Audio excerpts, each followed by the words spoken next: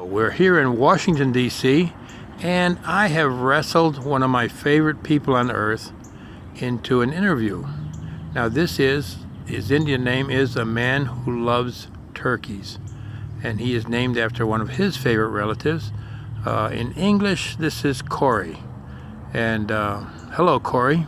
Hello. Would you mind if I ask you a few questions? Sure.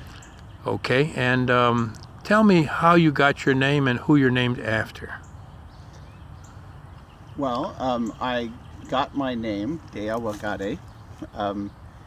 I got it when I was married, and the master of ceremonies at my wedding, the person who gave me the name at the time, was my Uncle Greg. And so that's where I got it, and this was my great-grandfather's name. So it's very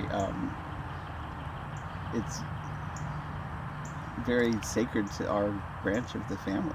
Yeah, and with Indian names, you have to be very careful.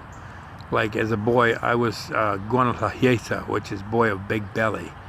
And thank heavens my godmother saw it coming that they were going to officially name me boy of big belly and name me after my godfather, Big House, right, or family. So you gotta be careful.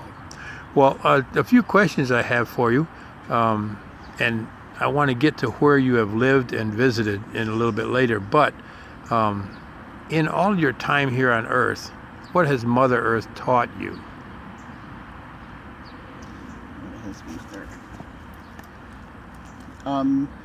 I think the most valuable lesson that I've learned from Mother Earth is that all things have value.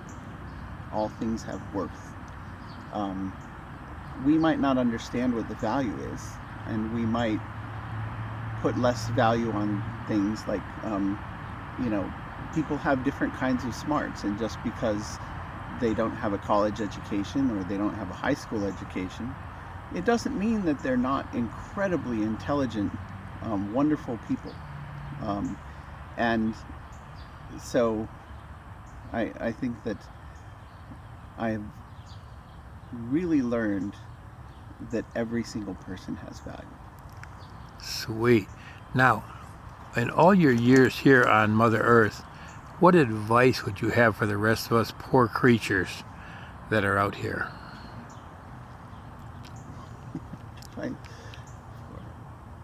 Let's see. The best advice that I think I have learned in my life is to listen. Listen to people's stories and learn who they are. And it can end all kinds of conflicts.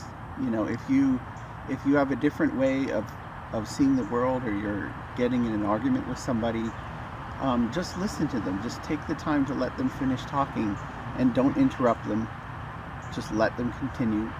And when it comes to a point of silence, ask more questions. Ask questions of people. Show some curiosity, and really help draw that person out, because each person is full of stories and experiences that are just fascinating for you to hear. And I'm always repeating people's stories. I'm always adding those to a library of stories that are in my head. And you would never know that those stories that are so funny